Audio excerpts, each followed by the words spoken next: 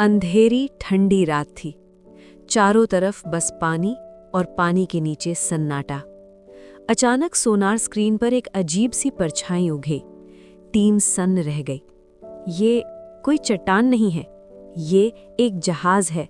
लेकिन सवाल ये नहीं था कि जहाज मिला है, सवाल ये था 150 साल से ये जहाज कहाँ छुपा था।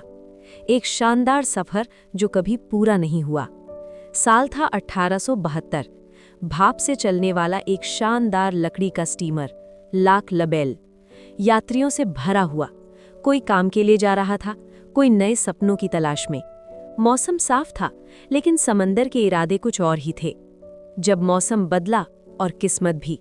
रात होते होते हवा तेज हो गई। लहरें अब सिर्फ पानी नहीं थी, वो चेतावनी थी। कप्तान ने दिशा बदलने की कोशिश की, लेकिन अचानक एक जोरदार धमाका। जहाज का निचला हिस्सा चट्टान से टकरा गया। पानी अंदर घुसने लगा। कुछ ही मिनटों में वो जहाज, जिसे लोग अजेय समझते थे, समंदर की गोद में समा गया। चीखें, अंधेरा और फिर सन्नाटा। समंदर ने रहस्य को कैद कर लिया।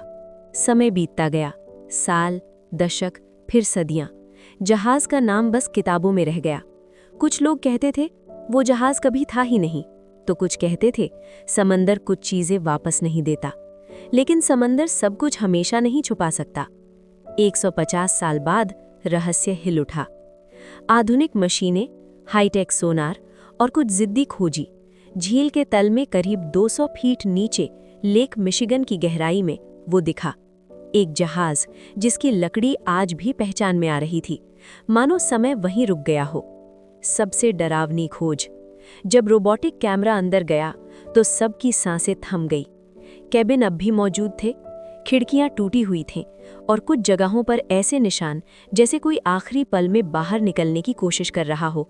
कोई कंकाल नहीं मिला, लेकिन सवाल उठ गया, क्या सभी यात्री सच में बाहर निकल पाए थे, या समंदर ने कुछ राज अब भी अपने पास रखे हैं? इतिहास या चेतावनी? आज इस जहाज का 3D मॉडल बनाया जा चुका है। वैज्ञानिक कहते हैं ये खोज इतिहास को समझने में मदद करेगी। लेकिन कहानी यहीं खत्म नहीं होती, क्योंकि लेक मिशिगन में आज भी हजारों जहाज अब भी लापता है। और हर जहाज के साथ एक कहानी, एक डर, एक रहस्य।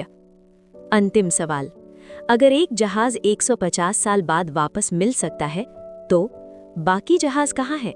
क्या समंदर सच में भूलता है, या वो सही वक्त का इंतजार करता है?